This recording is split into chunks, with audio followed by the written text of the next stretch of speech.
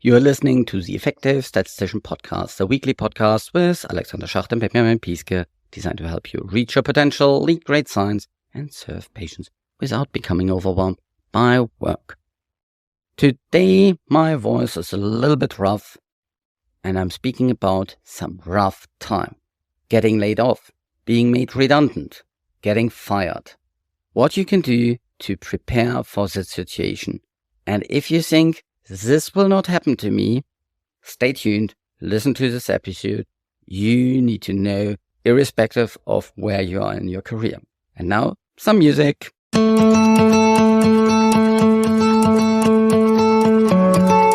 I personally was lucky. I was never made redundant. I had hard times in my career, and I was looking for new opportunities outside.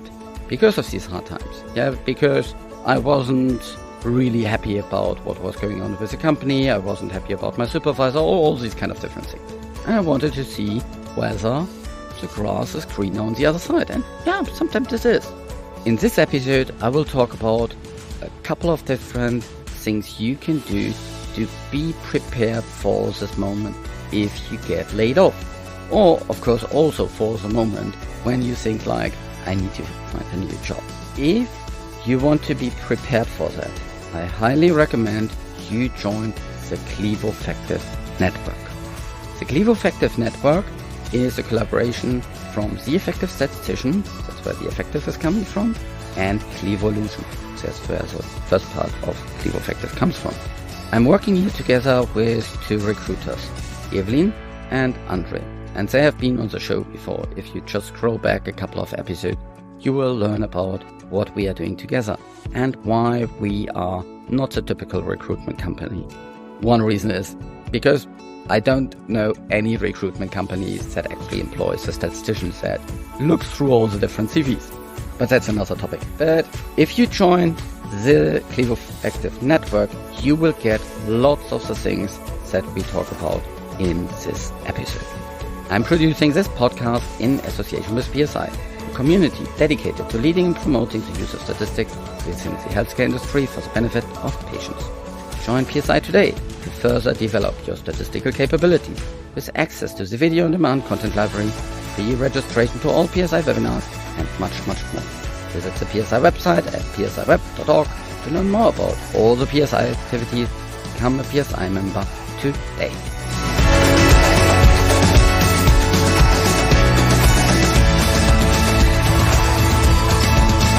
Welcome to a new episode of the Effective Statistician. Today we are talking about something that unfortunately happens all the time. People, more or less out of the blue, get laid off. I have seen that across the industry again and again. I know people who were made redundant, nice term, nice HR term for making it sound less bad, too many times, 6 times, 7 times throughout their career. And mostly, it has nothing to do with their performance.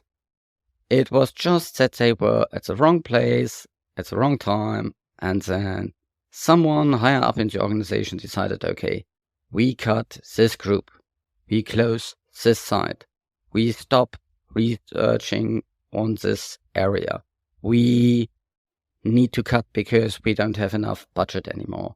We run out of cash. Whatsoever. There are a million reasons why senior executives cut jobs. Mergers, acquisitions, very often. And even if you're in a big company, that doesn't mean that this big company purchases another company and you get laid off. Because you are made redundant and not people from the new company. Because they are seen as cool guys and the guys that have performed. Maybe your company even decides to completely outsource everything that you do. I've seen that happening for a big company. They just decided, really, their stats and programming department, come on, we can just hire a CRO to do that. So it can happen to you as well. And it can happen to you early in your career, or it can happen to you late in your career. I have a friend that was laid off this year She worked nearly 20 years with the company. Unbelievable. She was highly successful in her area. She was well respected. And interestingly, the company really needed her expertise. They had a lack in that area.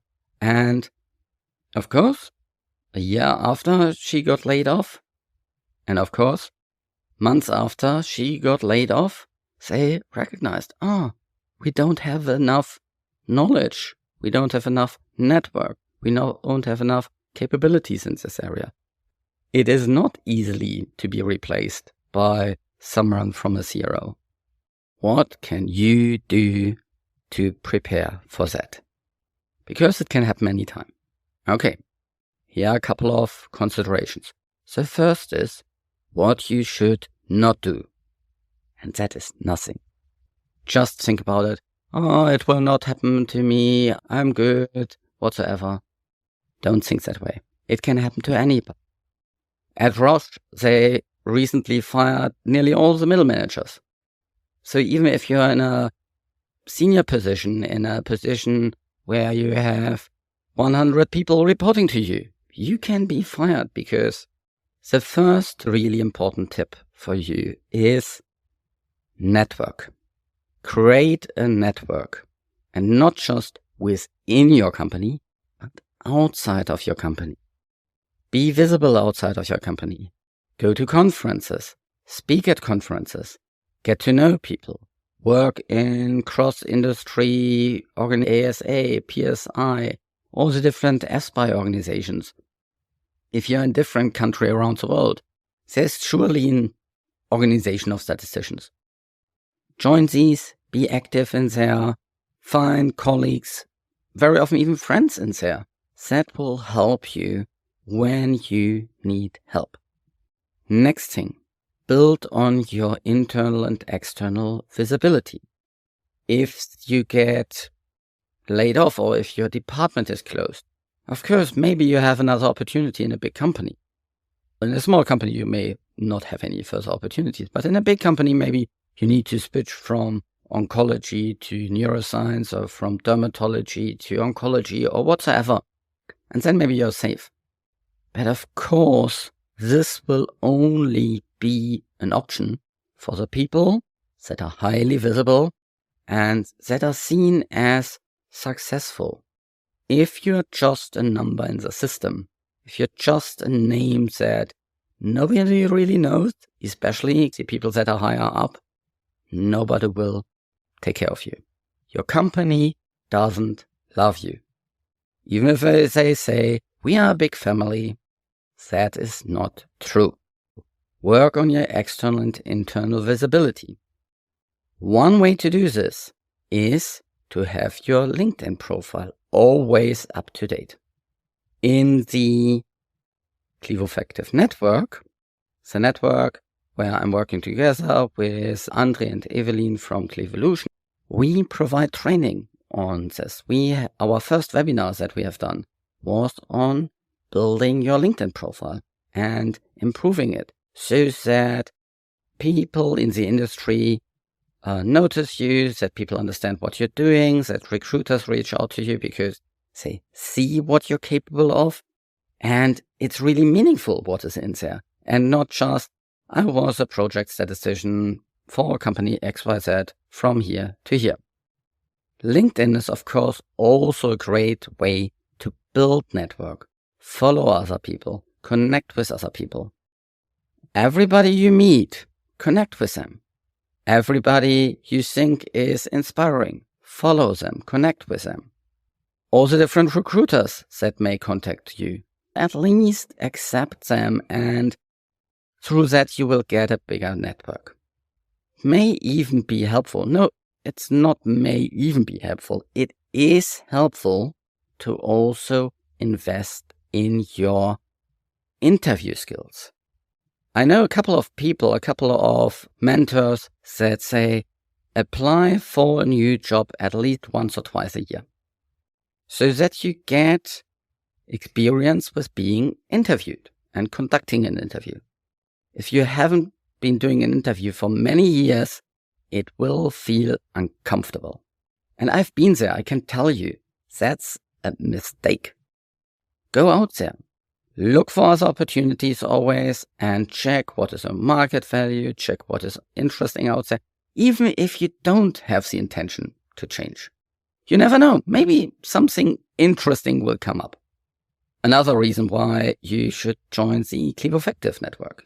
So because in the Clevo Effective network, you will also get relevant job opportunities, not the random ones. The random ones that are just coming out of the blue, don't really fit you, where you directly see the recruiters have just contacted all the people on their list, or maybe not them, even themselves. Their assistant is just spamming people that all vaguely fit the profile they are looking for. Next topic you should invest in is understand the landscape outside. What are the hot topics? Where are the big shifts? For example, in oncology, all the immuno-oncology work, if you have been late on, that's really a disadvantage. Or maybe you see that in your area, everything is going into biomarkers or gene therapy or whatever. Be aware about these kind of things. Always upskill yourself. That is one of the most important things. You need to stay employable. If your last training on communication, on negotiation, on all these kind of different things has been years ago, that's really poor. There's always something to learn on this. And I'm speaking about this all the time. Being an influencer, being a leader, being someone that can convince others of their ideas is really important. And if you can convince others about your ideas, you also have the fundamental skills to convince others to hire you, to employ you. If you want to do this, it is really valuable that you build a track record of your achievements. This will help you in interviews. It will help you, by the way, also for internal promotions and all kind of other things. But it will definitely help you for interviews, for building a network, for presenting yourself, all these kind of different things. So how do you do this? It follows a very simple formula, and many episodes ago I actually talked about this. It is the STAR formula. S is for situation. What is the situation that you were facing? What were the problems, the hurdles, the constraints? What made it hard for this problem? Second is, what is the task that was given to you? What were you asked to achieve? What was the goal? Then you talk very specifically about what was your input in it. Very often it was a team action or something like this. Design a study or whatever. But specifically lay out what was your task in it. What was your action in it? What was your contribution? And then the last part, the R, is about the result. The situation, task, action, result. STAR. Result is not we delivered the study. Result is what was the impact. What was the value? What is the feedback that you got? What are the financial implications? What are the time implications? All these kind of different things. Always build on this track record. Another thing that you need to have built, of course, is financial buffer. I read it again and again. People basically spend the money that they have. Okay, that is really not a key feature here of this podcast. But don't do that. You need to have money in the bank that helps you for a couple of months. If you don't have that yet, start building it up. It is so important. Your next bonus, put part of it to the side, or 5-10% of your monthly income. Put it to the side. Put it into an emergency fund so that when something happens, you have a buffer and you don't need to accept just any job. Now there's one other thing that I also would like to highlight. especially for those that are very long with their current companies, maybe 10 or more years. The longer you are with one company, the more you think about the industry being similar to your company. And that is in certain aspects true, but in many other aspects it's not true. Internal politics are very different from company to company. Culture is different from company to company. Language is different from company to company. The setup is different from company to company. How people work with vendors, what they outsource, how they do things internally. It is different from company to company. And especially if you're getting more into these more senior roles, like you're leading a bigger group, or maybe you're even leading a department, it might easily happen that you get more and more relying on internal politics. Of course, you need to do these kind of internal politics to survive in such a middle management position. But also build up a reputation, build up your track record, build up your external network. There are some people that I see at conferences, that I see online all the time. Awesome. But there are the majority that I don't see. I don't see them presenting. They say that's just for my staff to do. That is a mistake. You need to be visible. You need to be employable. You need to build your network, irrespective of where you are. In summary, you can be made redundant, nice HR term, at any time, irrespective of your achievements, irrespective of your seniority, irrespective of how long you're with a company. Someone higher up in the company sees you just as a number. And the bigger the company, the more likely this will be. And by the way, small companies, your owner may decide to sell your company, or maybe is currently selling your company and you don't even know about it. And then there's an investor that is coming in, or a new company, and your job might be at risk. Because maybe this new company is really just after the clients of your current company, but not after the people. Keep on networking. Keep on training yourself, both in terms of your skills and also in terms of your interview techniques. And lots of these you will get from the Clevo Effective network. So join this network, check the show notes, or just go to clevoeffective.com and you'll find everything that you need to know about what we do there, Andre, Evelyn, and myself.